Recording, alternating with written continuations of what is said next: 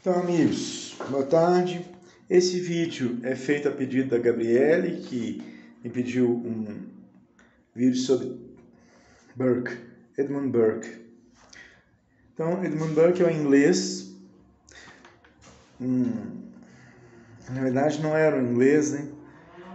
Ele se dizia inglês, mas era de origem irlandesa, seguia a fé anglicana, quer dizer, protestante anglicana, mas a família era católica irlandesa. Ele foi uma pessoa sensível às questões da Irlanda. Ele foi representante, chegou a representante no parlamento. Era uma pessoa que teve primeiro com os Whigs, depois com os Tories. Com os Whigs são os liberais, depois os Tories, os conservadores. Então ele foi um político inglês e celebrizou-se como filósofo, principalmente com um livro, Reflexões sobre a Revolução na França, de 1790, considerada uma das primeiras análises da Revolução Francesa, né? E essa análise que o celebrizou foi criticada posteriormente por Thomas Paine, principalmente, mas por vários outros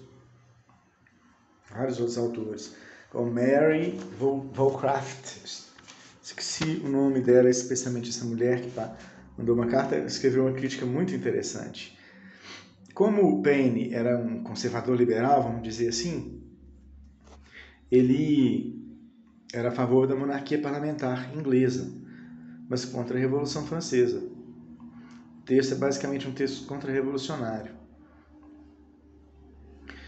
Essa mulher autora com quem ele trocou carta, explicou para ele, olha, se você tivesse vivido na França, naquelas condições lá, como um liberal defensor da revolução pelo alto e monarquia parlamentar, você ia radicalizar. Você ia radicalizar. Você ia se radicalizar porque tinha um contexto ali que você não entende. Bom argumento, né? Está num debate sobre o Thomas Paine e o Edmund Burke, está no Facebook.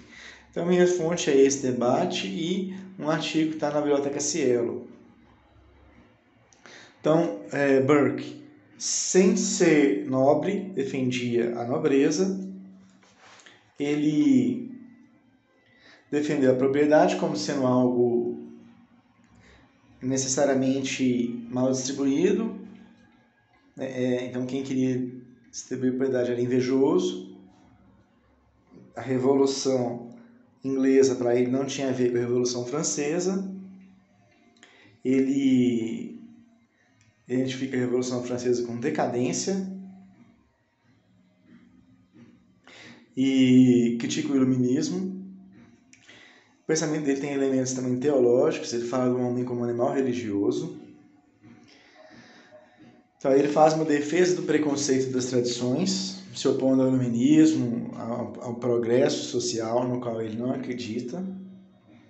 Então ele fala que as tradições têm uma sabedoria latente que a gente tem que defender, a sabedoria interna que das gerações passadas.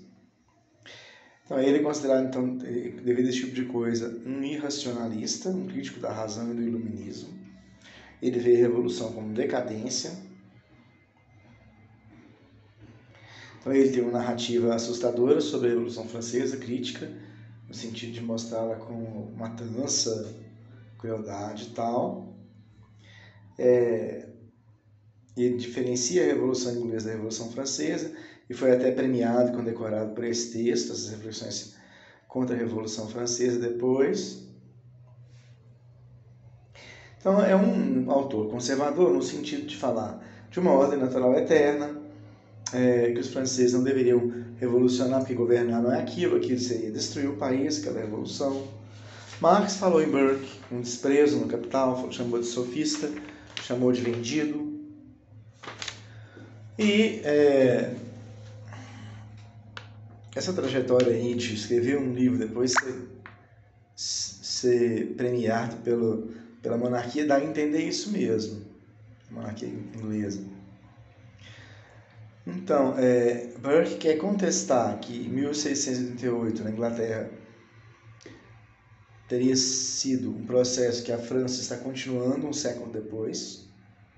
naquela época que ele escreve, 1790, ele não admite a relação da Revolução Gloriosa com a Revolução Francesa, que é algo que hoje em dia a gente vê praticamente como um consenso. Então, assim, seu grande crítico é Thomas Paine, dentro das coisas, é mais ou menos isso que ele diz, que Burke, você tem pena da plumagem, mas não do pássaro que morre. Então, a preocupação dele seria com os privilégios dos nobres. Ele merece o termo conservador-liberal porque ele é um defensor da monarquia parlamentar, não da monarquia absoluta. Também, como parlamentar, ele é contra alguns direitos dos nobres. Ele vota a favor de cessear alguns direitos dos nobres, contra a pena de morte para homossexuais, o direito de autonomia da Índia, o direito de autonomia da Irlanda. Então ele não é um cara que simplesmente repete o status quo, quer dizer, a situação. Ele quer um mundo melhor. Então, o que é a crítica dele? Que se fez a ele mais ou menos nos momentos posteriores, nas gerações posteriores. Que o Marx, por exemplo, né? Marx fala muito rapidamente. Thomas Paine critica mais. Então, essa ideia de que os mortos devem governar os vivos, isso surge contestado em Marx. Marx toma partido do Thomas Paine nesse debate. Então, para o Paine, contestando Burke, a gente deve inventar e criar as coisas novas. Não ficar escravo de uma tradição que é morta. Né? O morto não pode governar o vivo. Então ninguém pode ser escravo de gerações mortas. Outras críticas o tempo, essa simples tradição, ela não cria os direitos. Os direitos que existem têm que ser criados em revoluções como aquela. Então, assim, esses são os pontos que eu acho que dá para colocar aqui, importantes a respeito de Edmund Burke, essa figura curiosa, esse autor que é muito valorizado no Brasil. As pessoas falam que a gente tem que ler. Pois é, por que a gente não, que eu acho que não é tão lido?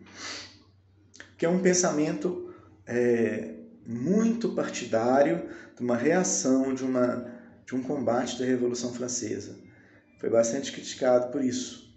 Ele não mantém, tem um estilo partidário, apaixonado contra, tomando partido. Ele não se mantém muito objetivo, não. Ele adere a uma narrativa da Revolução Francesa como decadência, assassinato, matança, né? Algo terrível. Então, ok, boa tarde.